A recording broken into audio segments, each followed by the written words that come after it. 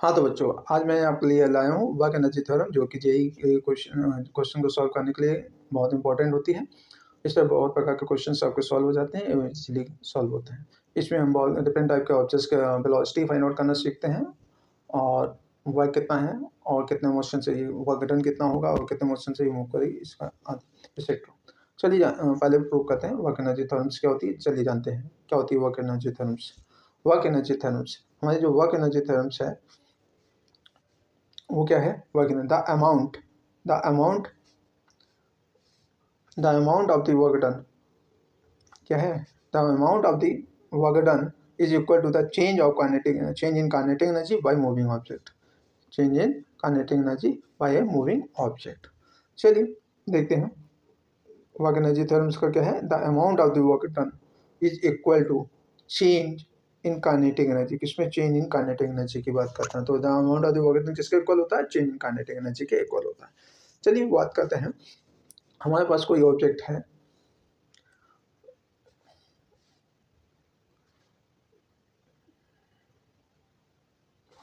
ये कोई ऑब्जेक्ट है,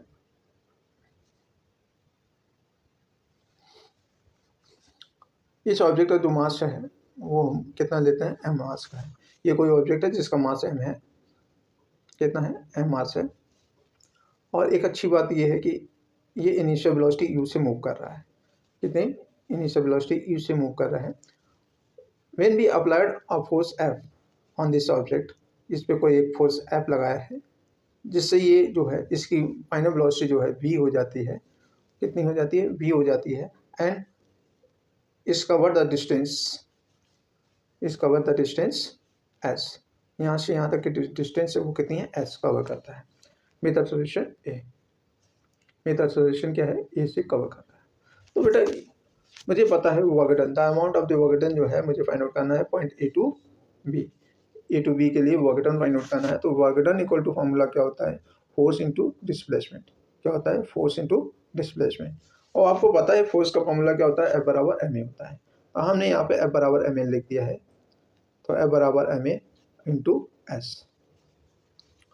तो जैसा कि आपको पता है, third equation of motion b square equal to क्या होता है, u स्क्वायर प्लस 2as होता है। तो यहाँ से 2a, यहाँ पे as की वैल्यू फाइंड आउट कर लेंगे, तो as इक्वल टू कितना हो जाएगा, as इक्वल टू आपको मिलेगा b स्क्वायर माइनस का u स्क्वायर अपॉन 2। इस वैल्यू को जो है हम इस इक्वेशन में पुट कर देंगे, तो amount of the work done जो हमारा होगा वो क्या निकल के आएगा, w equal to m bracket में b square minus u square upon 2। तो इसको ज़रा सॉल्व कर देंगे, तो w इक्वल टू क्या आ जाएगा, m b स्क्वायर अपॉन 2, यानी कि 1/2 यहाँ लिख सकते हैं आप, minus m u square upon 2। तो यहाँ पे देखिए this is a final velocity है, दिस इज फाइनल वेलोसिटी है, और दिस इज इनिशियल वेलोसिटी है। तो we can write here w equal to k final minus k initial. ये आपका फाइनल फॉर्मूला हो गया, जिसको हम लिख सकते हैं डेल्टा k। क्या लिख सकते हैं बेटा, डेल्टा k। तो इसी के साथ में आई थिंक आपको अच्छा लगा होगा। तो w इक्वल टू हमारा क्या हो गया, ये प्रूव हो गया, वर्क एनर्जी थ्योरम्स प्रूव हो गए। आई थिंक आपको अच्छा लगा होगा।